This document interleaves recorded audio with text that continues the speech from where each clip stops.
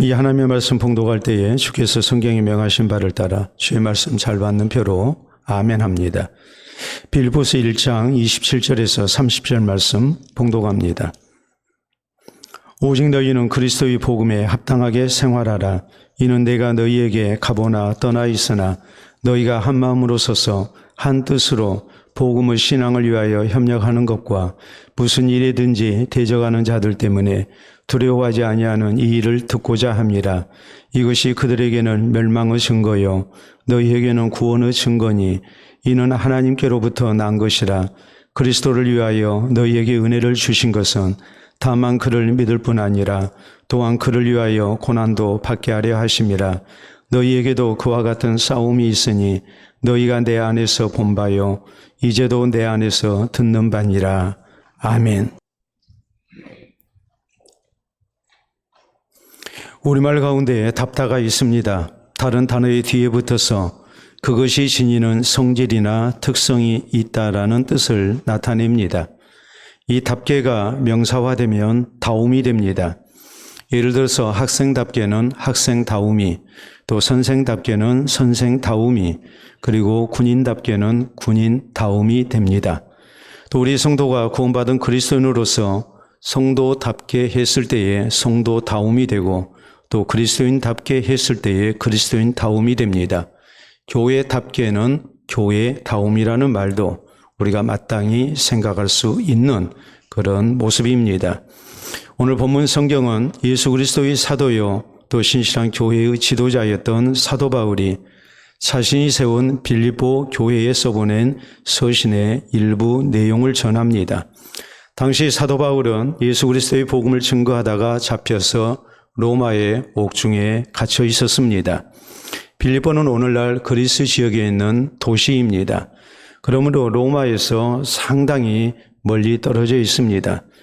사도 바울은 늘 이 빌립보 교회를 잊지 않고 하나님께 간절히 기도했다고 고백합니다. 빌립보서를 쓰면서 빌립보서 1장 8절에 보면 내가 예수 그리스도의 심장으로 너희 무리를 얼마나 사모하는지 하나님이 내 증인이시니라 라고 말씀합니다. 몸은 멀리 떨어져 있습니다. 감옥에 갇혀서 자유롭지 못합니다. 그러나 바울은 예수 그리스도의 심장으로 빌립보 교회를 늘 염려하고 있었고 생각하고 있었고 또 사모하고 있었고 기도하고 있었습니다. 그 어떤 교회보다도 아름다운 하나님의 교회로, 교회다운 교회로, 또 성도다운 성도들로 이렇게 사는 가운데 저희가 하나님께 영광되기를 원했습니다. 그러면서 오늘 본문 27절에 보면 바울 사도는 빌립보 교회 성도들의 바른 신앙생활을 위하여 이렇게 당부합니다. 오직 너희는 그리스도의 복음에 합당하게 생활하라. 그리스도의 복음에 합당하게 생활하라라는 말은 구원받은 그리스도인답게 살아라는 말입니다. 또 어떤 형편에서든지 그리스도인다움을 잃어서는 안 된다고 이렇게 강조하는 말입니다. 그러므로 사랑하는 성도 여러분, 우리 모두 본문 성경을 통해서 그리스도의 복음에 합당하게 생활하는 그리스도인이 되려면 우리에게 어떤 신앙 자세가 있어야 하는지 살펴봐야 됩니다. 그래서 구원받은 성도답게 우리가 살아야 됩니다. 또 구원받은 그리스도인답게 우리가 살아야 합니다. 더 나아가서 우리 교회가 교회다운 교회가 되도록 하는 것, 이것이 오늘 이 시대를 살아가면서 우리가 주의 몸된 교회를 이제 출석하고 또 섬기면서 가져야 할 아름다운 신앙의 목표가 되어야 될 것입니다. 그러면 우리 모두 그리스도의 복음에 합당하게 생활하려면 어떤 신앙 자세를 가져야 합니까? 우리는 첫째로 모든 성도가 하나 되어 예수 그리스도의 복음사에게 협력해야 합니다. 27절에 보면 사도 바울은 오직 너희는 그리스도의 복음에 합당하게 생활하라. 이는 내가 너희에게 가보나 떠나 있으나 너희가 한 마음으로 서서 한 뜻으로 복음의 신앙을 위하여 협력하는 것과 라고 이렇게 말씀합니다. 구원 얻은 성도로서 함께 교회에 부름받은 성도들 모두가 다 한 마음 한 뜻으로 하나 되어서 예수 그리스도의 복음사에게 우리가 협력해야 된다고 말씀합니다. 하나님께서 우리에게 교회를 허락하셨습니다. 이 교회에서 우리가 신앙을 이제 지켜나가고 또 우리의 신앙이 아름다운 열매를 맺기를 하나님이 원하십니다. 또 우리를 통해서 이 땅 가운데 하나님의 나라를 세우기를 원하시고 또 많은 생명을 구원하기를 원하십니다. 그 목적 때문에 하나님께서 우리에게 교회를 허락하셨고 교회 가운데 우리를 불러주셨습니다. 그렇기 때문에 교회의 일원된 우리 모든 성도가 가져야 할 구원받은 성도로서의 그리스도의 복음에 합당하게 사는 모습이 무엇이겠습니까? 교회를 사랑해야 됩니다. 또 하나님 나라 사역에 우리가 관심을 가져야 됩니다. 또 하나님 나라 복음 사역에 우리가 한마음 한뜻 돼서 우리가 함께 섬기고 또 헌신되는 모습이 우리에게 있어야 합니다. 그래서 성도가 개인적으로 교인다움을 잃지 말아야 되고 교회는 교회다움을 지켜나가는 가운데 하나님 나라의 아름다운 사역을 감당하는 모습으로 우리가 주의 교회를 세워나가야 할 의무가 있고 책임이 있다는 것을 우리가 잊어서는 안 된다는 말입니다. 우리가 성경을 보면 우리 하나님께서 주의 교회에 부르심을 받은 성도들이 어떤 모습으로 하나님의 교회를 이루고 또 하나님 나라 사역에 쓰임받아야 되는가를 분명하게 가르치십니다. 애굽에서 노예 생활하던 이스라엘을 하나님이 구원해내셨습니다. 그리고 저희가 40년 광야 생활을 마치고 난 다음에 우리 하나님은 이제 약속하신 젖과 꿀이 흐르는 가나안 땅을 정복하게 하십니다. 가장 먼저 만난 성이 여리고성입니다. 이 여리고성을 정복하는 방법은 하나님을 의지하는 가운데 하나님의 약속을 믿는 가운데 하나님의 말씀에 순종하는 거였습니다. 그때 하나님께서 저희에게 명령하신 것이 무엇이었습니까? 하나님께서는 여리고성을 하루에 한 바퀴씩 돌게 하십니다. 이렇게 엿새를 돌고 이제 1회째 되는 날은 7바퀴를 돌게 하셨습니다. 그러므로 전체적으로 13바퀴를 돌게 하신 겁니다. 그리고 제사장이 나팔을 불 때에 모든 백성들이 크게 함성을 지르게 하셨고 그리고 여리고성이 무너진 가운데 함락되게 하십니다. 그런데 이때 하나님께서 여리고성의 주위를 돌라고 하셨던 사람들은 이스라엘의 지도자만 돌지 않았습니다. 이스라엘의 군인들만 돌지 않았습니다. 제사장들만 돌지 않았습니다. 우리가 성경을 보면 모든 이스라엘 백성들이 함께 여리고성 주위를 돌게 하십니다. 이 말이 무엇을 의미합니까? 하나님 앞에 구원받은 모든 성도들이 합력해서 하나님의 나라를 세워나가야 된다는 말이요. 하나님께서 우리에게 약속하신 것을 이루기 위해서 우리가 함께 헌신되어야 됨을 우리 하나님께서는 분명하게 강조하신 것입니다. 초대 예루살렘 교회는 모든 성도가 날마다 모이기를 힘썼습니다. 함께 하나님 앞에 예배드립니다. 함께 찬송합니다. 함께 기도합니다. 성도들이 함께 아름다운 교제를 나눴습니다. 함께 하나님 나라 사역을 위해서 헌금하고 헌신되었습니다. 사도들만 그런 게 아닙니다. 모든 성도들이 함께 하나된 모습으로 주의 교회를 섬겼고 하나님의 복음 사역을 위해서 헌신됐습니다. 이 아름다운 신앙생활 가운데 사람들이 칭송합니다. 그럴 때 하나님께서 구원 얻는 사람들을 날마다 더해주시는 놀라운 부흥이 있게 하셨다고 성경은 우리에게 강조합니다. 또 고린도전서 12장에 보면 우리 몸은 쓸모없는 지체가 하나 없는 것처럼 하나님의 교회는 예수 그리스도를 머리로 한 몸된 교회라고 말씀합니다. 그리고 모든 성도들이 하나님이 주신 은사를 따라서 각기 자기의 소임을 다하게 될 때에 우리가 모두 협력해서 하나님 나라 복음 사역을 위해 우리가 수고하는 교회를 세워나갈 때에 하나님께서 기뻐 받으시는 교회가 될 수 있음을 성경은 분명하게 우리에게 말씀하십니다. 일제강점기 때에 신실한 그리스도인으로서 우리 민족의 위대한 스승 가운데 한 분인 애국자 월남 이상재 선생님이 계십니다. 이분이 독립운동을 하다가 일본 경찰에 의해서 감옥 생활을 하게 됐습니다. 고생 많이 하시고 석방이 됐습니다. 이때 이 선생님을 존경하는 한 청년이 선생님께 이런 인사를 드립니다. 선생님 그동안 얼마나 고생하셨습니까? 그럴 때에 선생께서는 이 청년에게 이렇게 대꾸합니다. 그래, 자네는 지금 호강하고 있는가? 무슨 뜻일까요? 우리의 조국과 민족이 일제의 압제하에 신음하고 있는데 독립운동하는 것, 그리고 감옥 생활하는 것, 이것은 너무나도 마땅한 일이라는 말입니다. 이건 칭찬받을 일이 아니라는 말입니다. 모든 국민들이 지금 고생하고 있습니다. 이걸 생각하면 내가 좀 더 고생했다고 해서, 내가 좀 더 헌신했다고 해서, 내가 애국운동을 했다고 해서 그것이 그렇게 사람들에게 칭찬받을 만한 일은 아니다고, 이건 너무나도 당연한 일이라고 강조를 하신 겁니다. 나라의 독립을 위해서 모든 백성이 마땅히 하나 되어 수고하고 헌신되는 것, 이것은 어려운 시대를 살아가는 국민된 도리인 것을 강조하십니다. 사랑하는 성도 여러분, 신앙격언에 이런 말이 있습니다. 목회자 혼자 사역하라는 것은 전쟁터에서 장군 혼자 싸우라는 것과 같다라고 했습니다. 아무리 장군이 유능하다 할지라도 전쟁터에서 혼자 싸우면 피할 수밖에 없습니다. 전쟁은 그렇게 하지 않습니다. 우리의 영적 전쟁도 마찬가지입니다. 하나님의 교회에 함께 부름받은 모든 성도는 목회자와 함께 하나 돼서 예수 그리스도의 복음사에게 헌신되어야 됩니다. 함께 주의 교회를 세워나가는 헌신의 모습이 우리에게 당연한 것이 되어야 됩니다. 참으로 감사한 것은 오늘까지 우리 교회는 목회자인 저를 도와서 많은 성도들이 하나 되어 하나님 나라 사역에 함께 헌신되어 왔습니다.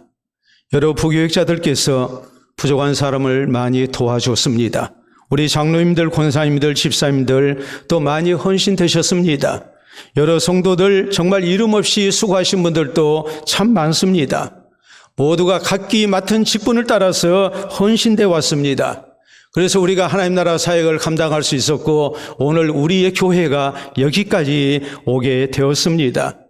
그러므로 우리 모두 이후로도 더욱 열심으로 예수 그리스도의 복음사에게 협력해야 합니다. 모든 성도가 하나 돼서 하나님 나라 사역에 헌신되어야 됩니다.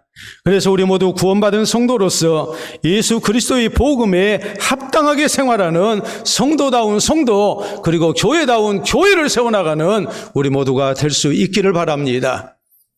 두 번째로, 우리가 구원받은 성도로서 그리스도의 복음에 합당한 생활을 하려면 무슨 일을 만나든지 두려워하지 말아야 합니다. 28절에 보면 무슨 일이든지 대적하는 자들 때문에 두려워하지 아니하는 이 일을 듣고자 함이라.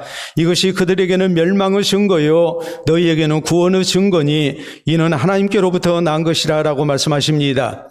당시 빌립보 교회 성도들은 예수 그리스도를 믿는 신앙 때문에 많은 박해를 받고 있었습니다. 로마 정부의 조직적인 박해를 받았습니다. 또 주위의 불신자들로부터 따돌림을 당하고 또 엄청난 손해와 또 박해 속에 고생하며 저희는 살아야 했습니다. 이런 박해에 대해서 사도 바울은 두려워하지 말라고 강조합니다. 이 모든 일은 하나님께서 다 허락하신 일이라고 강조합니다. 더 나아가서 우리 성도가 예수 그리스도를 믿는 신앙 때문에 박해를 받고 있다면 그것은 내가 신앙생활을 분명히 바르게 하고 있다는 증거입니다. 그것은 구원의 증거가 된다고 강조합니다. 박해를 받아야 하는 시대에 우리가 박해받지 아니한다면 그건 내가 바른 신앙생활을 하고 있지 않기 때문에, 적당하게 신앙생활을 하고 있기 때문에 박해를 받지 않고 있는 겁니다. 그러나 그리스도인에 대한 조직적인 박해가 정부로부터 이렇게 가해지고 있다면, 그리고 세상으로부터 그리스도인들이 박해를 당하고 있다면 박해받는 것이 당연합니다. 그래야 진짜 그리스도인이요, 이런 사람이 바로 구원의 증거를 받은 사람인 것을 바울은 강조합니다. 그렇기 때문에 이런 박해를 받을 때에 두려워하지 말라고 말씀하고 있는 것입니다. 우리 예수님께서 제자들 전도여행 보내시면서 너희가 공회에 끌려가서 재판을 받게 되는 일이 있을 거라고 말씀합니다. 근데 우리 주님께서 무슨 말씀을 하십니까? 몸은 죽여도 영혼은 능히 죽이지 못하는 자들 두려워하지 말고 오직 몸과 영혼을 능히 지옥에 멸하실 수 있는 하나님을 두려워해야 된다고 강조합니다. 참새 한 마리의 생명도 하나님께서 다 주장하고 계심을 기억해야 된다고 강조합니다. 무슨 뜻이겠습니까? 아무리 박해가 심하다 할지라도 모든 생명은 하나님이 다 주장하고 계시는 거요. 그렇기 때문에 우리가 박해를 받는다 할지라도 절대로 두려워해서는 안 된다고 말씀하신 것입니다. 그렇기 때문에 구원받은 성도들은 박해를 받아도 두려워하지 않았습니다. 예수 그리스도를 향한 신앙을 버리지 않았습니다. 구원받은 성도답게 살다가 저희는 순교의 자리까지 능히 나아갔습니다.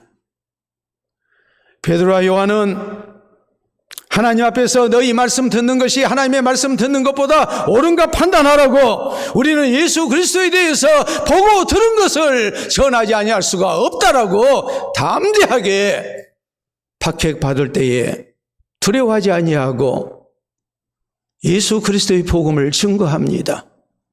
스데반 집사는 얼굴이 천사의 얼굴처럼 변한 가운데 기꺼이 순교의 제물이 됐습니다. 사도 바울과 실라는 전도하다가 잡혀서 매를 맞고 감옥에 갇혔지만 저희는 하나님 앞에 기도하고 자신들의 생명을 하나님께 맡기고 찬송하며 조금도 두려워하지 아니하고 평안의 복을 누렸습니다. 구원받은 성도라면 세상에서 무슨 일을 만나든지 우리가 두려워하지 말아야 된다는 거예요. 그 순간에 우리의 삶을 하나님이 주장하고 계심을 기억하며 우리가 하나님 앞에 오히려 평강의 복을 누리면서 더욱더 믿음의 담대함을 잃지 않는 성도가 되는 것, 이것이 그리스도의 복음에 합당하게 사는 성도의 모습인 것을 우리가 잊어서는 안 됩니다. 영국에 존 웨슬리 목사님이 계셨습니다. 이분이 젊은 날 선교사로 파송을 받았습니다. 그런데 그는 사역의 귀한 열매를 거두지를 못했고 실패한 가운데 고국으로 돌아올 수밖에 없었습니다. 얼마나 큰 상처가 됐는지 모릅니다. 또 낙심했습니다. 배를 타고 영국으로 돌아오는데 갑자기 큰 풍랑을 만나게 됐고 배가 심하게 요동을 치기 시작했습니다. 1700년대니까 그 당시 얼마나 해난 사고가 많았겠습니까? 모두가 죽는다고 사색이 된 그런 상황에서, 아우성인 이런 상황 속에서 존 웨슬리 목사님도 목사님이었지만 죽음에 대한 공포에서 벗어나지를 못했습니다. 그러다가 놀라운 모습을 봤습니다. 배 한쪽 구석에서 몇몇 사람들이 모여서 매우 평온한 얼굴로 합심해서 하나님께 기도하고 있었습니다.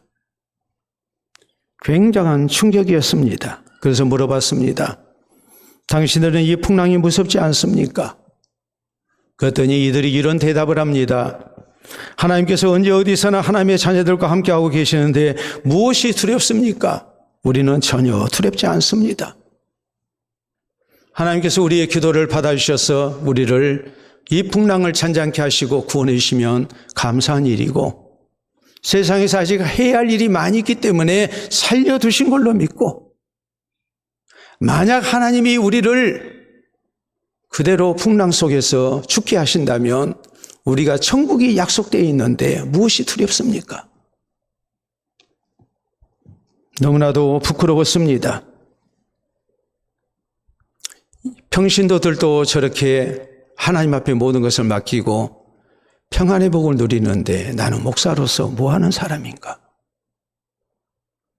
참담했습니다. 얼마 후에 기적적으로 폭풍우가 지나가고 풍랑이 잔잔해지고 배가 안정이 됐습니다. 그러나 웨슬리 목사님의 마음은 안정되지 않았습니다. 자신의 신앙을 다시 한번 돌아봅니다. 나는 과연 살아계신 하나님을 믿는 사람인가? 예수 그리스도를 구주로 믿는 사람인가? 예수를 구주로 믿으며 모든 죄를 용서받고 천국 간다고 분명히 우리 주님이 약속하셨는데 나는 그것을 믿는 사람인데 나는 죽음 앞에서 왜 이렇게도 두려움이 많은 사람인가? 그리고 자신의 잘못된 신앙을 회개합니다. 이제는 오직 살아계신 하나님께 나의 모든 일을 맡기고 살겠다고 하나님께 약속합니다. 무슨 일을 만나도 이제는 두려워하지 않겠노라고 다짐합니다. 구원받은 하나님의 자녀답게 살겠다고 그는 굳게 다짐하고 또 다짐했습니다. 이후로 웨슬리는 무슨 일을 만나든지 두려워하지 아니했습니다. 하나님을 향한 신앙으로 참 평안을 누립니다. 죽고 사는 모든 문제는 다 내 삶의 주인 되신 하나님께서 주장하고 계심을 기억하고 하나님께 맡기는 사람이 됐습니다. 구원받은 그리스도인답게 삽니다.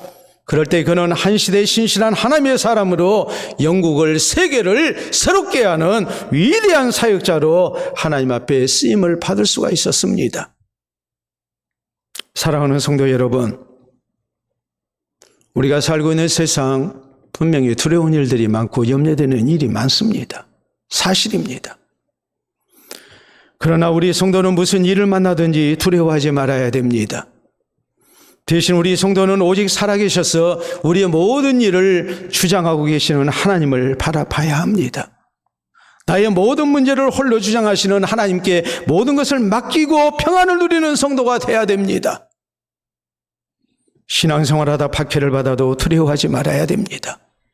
구원의 증거를 얻은 줄로 믿고 더욱 감사하고 신앙을 지켜나가야 됩니다.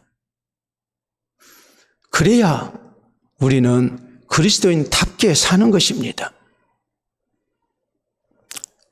그리스도의 복음에 합당하게 살기 위해서 구원 얻은 성도로서 우리가 어떤 상황에서든지 두려워하지 아니하고 살아계신 하나님께 다 맡기고 사는, 그리고 평안의 복을 누리며 사는 그리스도인다운 모습이 우리 모두에게 꼭 있기를 바랍니다.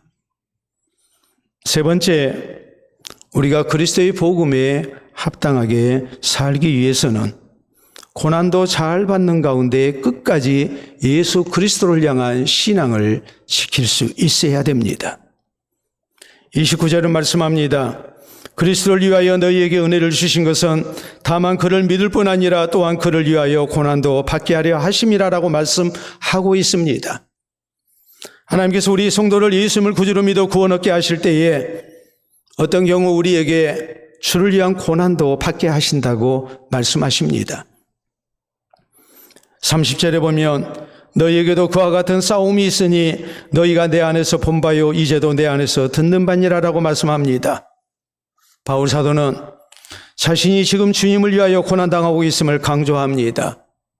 예수 그리스도의 복음을 증거하다가 잡혀서 로마의 옥중에 갇혀서 고생하고 있는 자신을 얘기하면서 빌립보 교회 성도들이 듣고 보는 바대로 우리 그리스도인에게 신앙생활할 때에 이런 어려움이 고난이 얼마든지 있을 수 있음을 잊어서는 안 된다고 강조합니다. 사도 바울이 강조하는 것이 무엇일까요? 나 고생하니까 좀 알아달라, 아니면 좀 도와달라, 그런 의미가 결코 아니죠. 신앙의 길은 절대적으로 편안한 길만 있는 것은 아니라는 것을 우리가 잊어서는 안 됨을 강조하고 있는 겁니다. 그렇기 때문에 어떤 경우 우리 성도는 주님을 위해서 고난도 능히 받을 수 있어야 됨을 말씀하고 있는 것입니다. 마찬가지입니다. 구원 얻은 우리 성도는 그리스도의 복음에 합당하게 생활하기 위해서 이런 고난도 잘 받아야 됩니다. 그리고 우리는 고난 속에서 좌절하지 말고 신앙 버리지 말고 끝까지 예수 그리스도를 향한 신앙을 지켜나가야 됩니다. 우리 예수님이 말씀하셨습니다. 예수님을 따르는 길은 넓은 길 가는 것이 아니고 좁은 길 가는 거라고 강조하십니다. 씨 뿌리는 비유를 통해서 여러 가지 고난과 신앙생활의 어려움도 잘 이겨내야 우리가 아름다운 신앙의 열매를 맺을 수가 있고 구원 얻은 성도 될 수 있음을 강조하십니다. 노예 생활하다 애굽에서 구원받았던 이스라엘 백성들이 광야 생활 가운데 실패했던 원인이 무엇입니까? 광야 생활의 어려움을 이겨내지 못했기 때문입니다.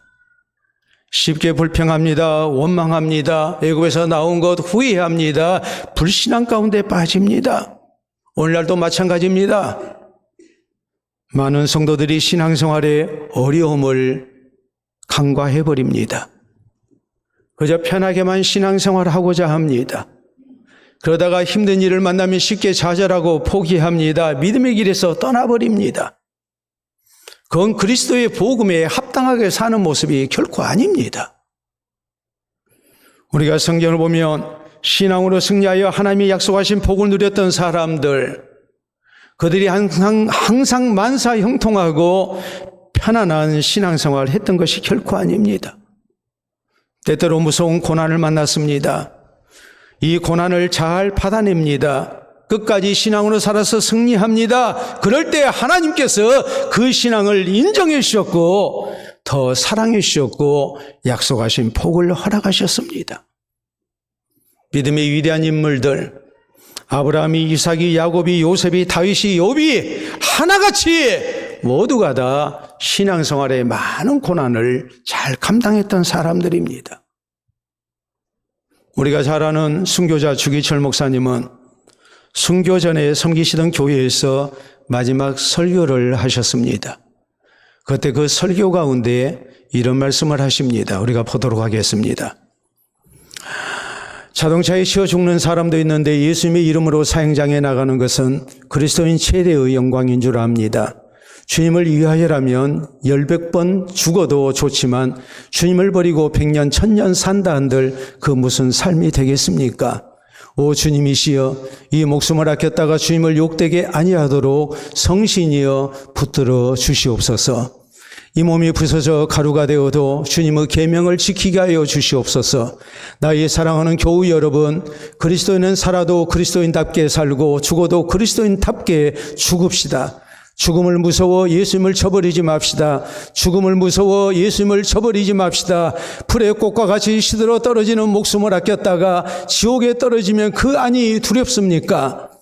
그러나 한 번 죽어 영원한 천국 복락 그 안이 즐겁습니까? 이 주목사가 죽는다고 슬퍼하지 마십시오. 나는 내 주님 외에 다른 신 앞에 무릎을 꿇고는 살 수가 없습니다. 더럽게 사느니보다는 차라리 죽고 또 죽어서라도 주님 향한 정절을 지키려고 합니다.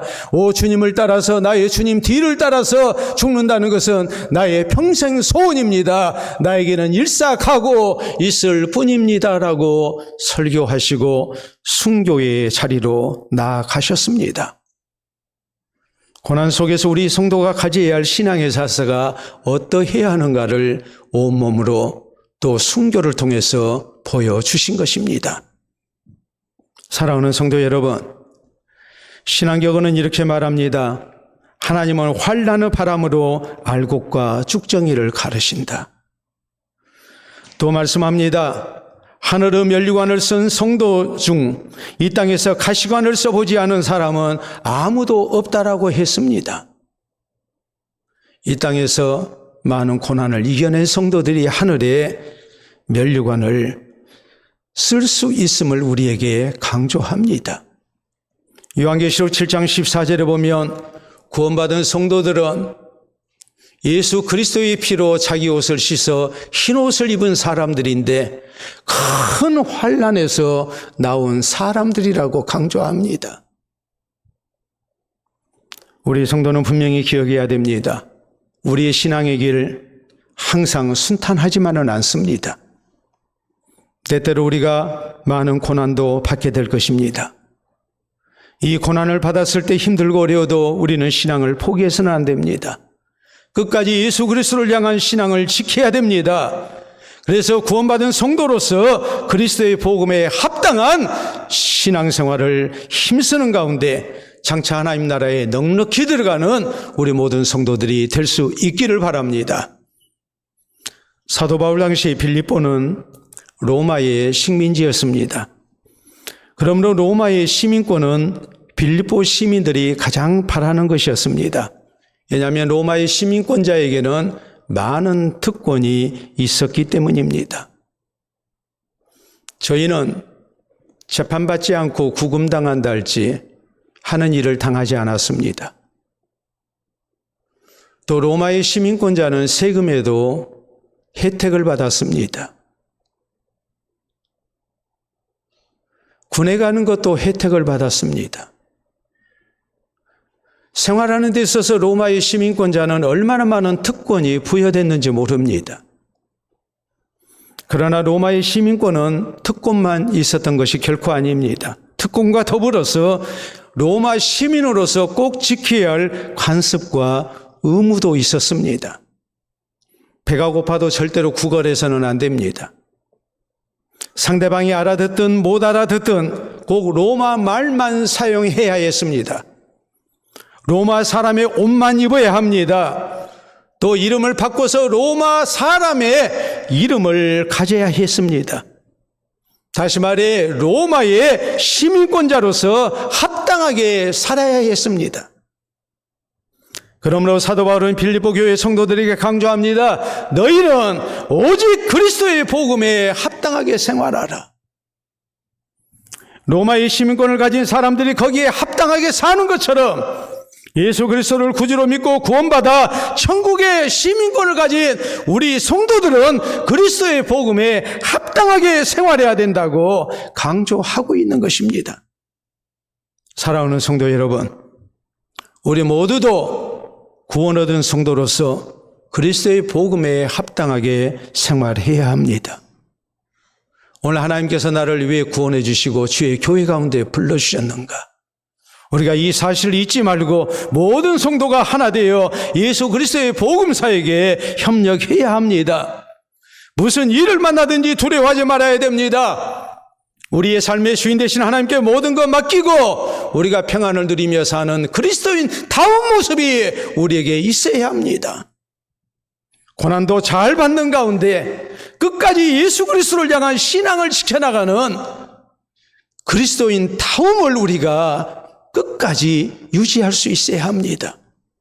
그래서 구원 얻은 성도답게 그리스도인답게 사는 가운데 이 땅에 하나님의 나라를 세워나가는데 귀하게 쓰임받고 장차 하나님 나라 천국에 넉넉히 들어가는 우리 모든 성도 되시기를 우리 주님의 이름으로 축원합니다. 우리 함께 기도합니다.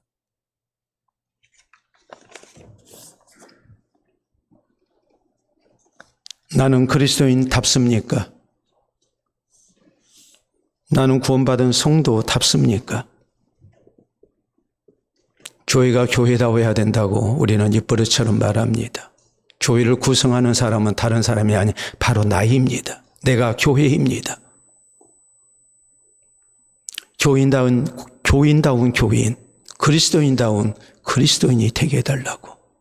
그래서 교회다운 교회를 우리가 세워나가고 하나님께서 이 시대를 위하여 꼭 필요한 교회로 쓰시는 성도와 교회 될 것을 우리가 기도로 다짐할 수 있기를 바랍니다. 기도합니다.